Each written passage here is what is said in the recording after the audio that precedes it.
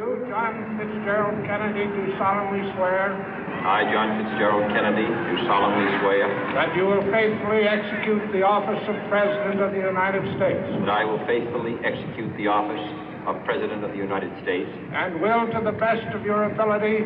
And will, to the best of my ability. Preserve, protect, and defend the Constitution of the United States. Preserve, protect, and defend the Constitution of the United States. So help you God. So help me God.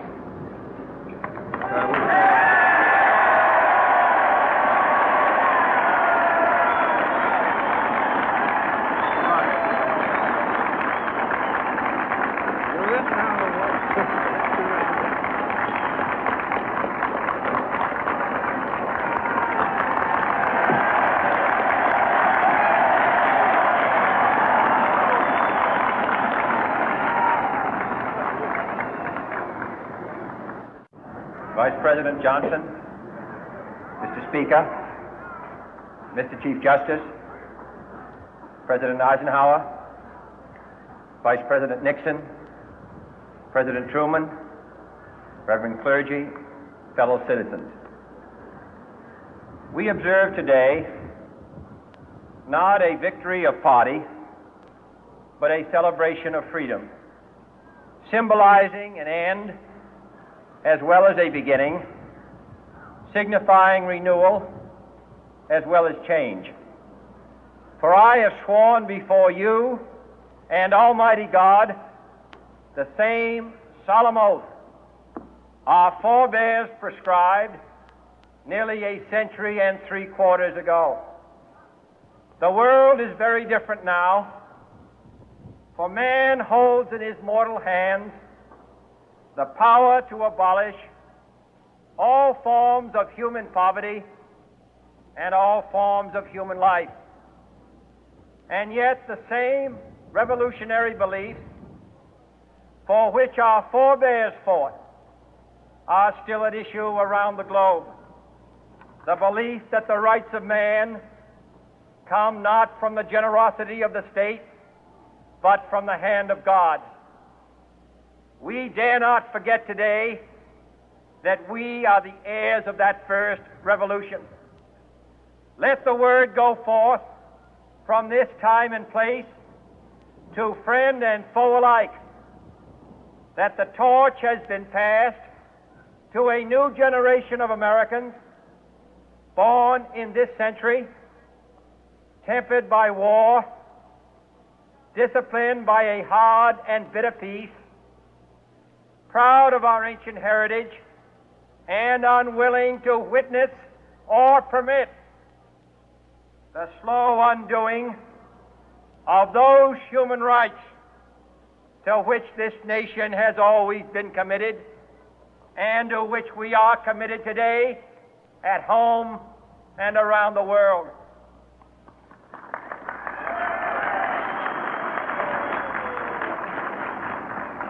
Let every nation know, whether it wishes us well or ill, that we shall pay any price, bear any burden, meet any hardship, support any friend, oppose any foe to assure the survival and the success of liberty.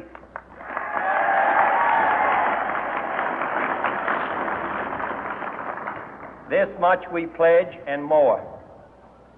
To those old allies whose cultural and spiritual origins we share, we pledge the loyalty of faithful friends.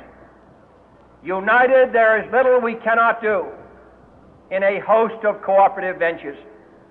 Divided, there is little we can do, for we dare not meet a powerful challenge at odds and split asunder. To those new states whom we welcome to the ranks of the free, we pledge our word that one form of colonial control shall not have passed away merely to be replaced by a far more iron tyranny. We shall not always expect to find them supporting our view, but we shall always hope to find them strongly supporting their own freedom, and to remember that in the past, those who foolishly sought power by riding the back of the tiger ended up inside.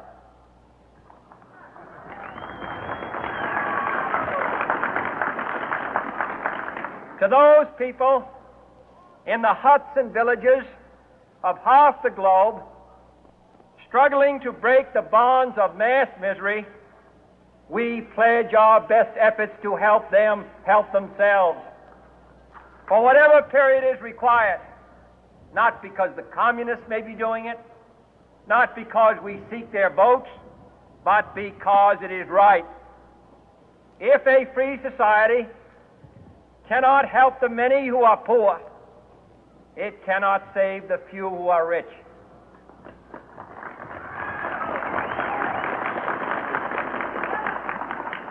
To our sister republics south of our border, we offer a special pledge to convert our good words into good deeds, in a new alliance for progress, to assist free men and free governments in casting off the chains of poverty. But this peaceful revolution of hope cannot become the prey of hostile powers. Let all our neighbors know that we shall join with them to oppose aggression or subversion anywhere in the Americas. And let every other power know that this hemisphere intends to remain the master of its own house.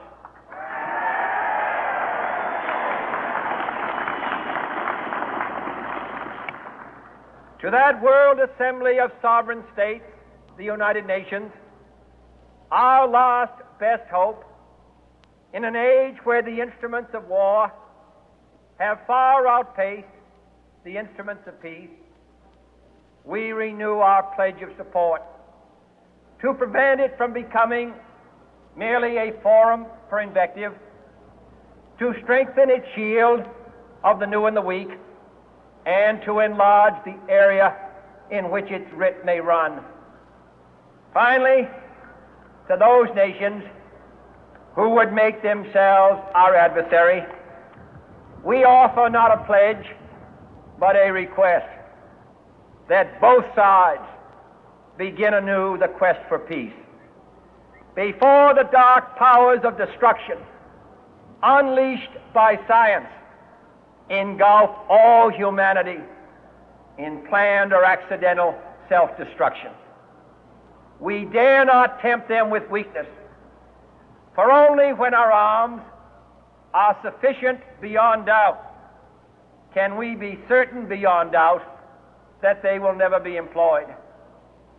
But neither can two great and powerful groups of nations take comfort from our present course, both sides overburdened by the cost of modern weapons, both rightly alarmed by the steady spread of the deadly atom, yet both racing to alter that uncertain balance of terror that stays the hand of mankind's final war.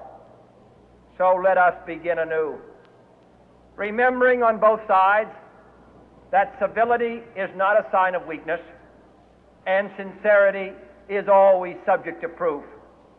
Let us never negotiate out of fear, but let us never fear to negotiate.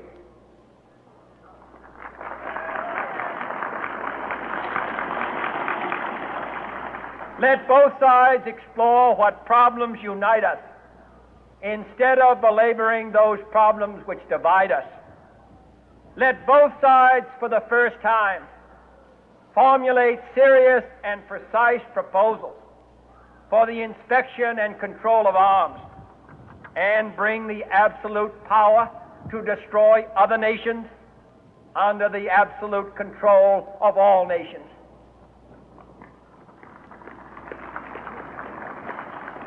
Let both sides seek to invoke the wonders of science instead of its terrors.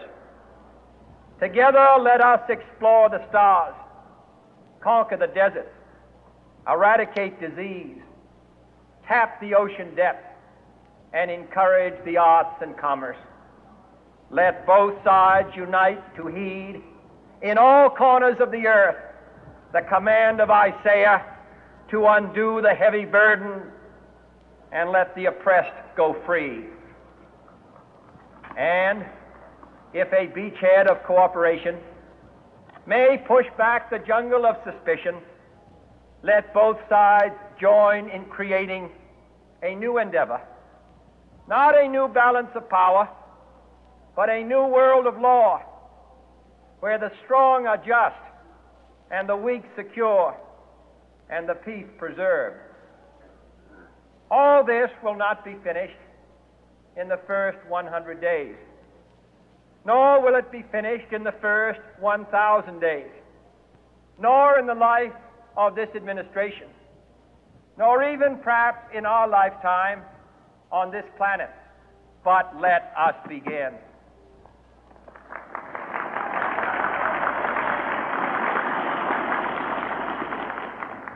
In your hands, my fellow citizens, more than mine, will rest the final success or failure of our course.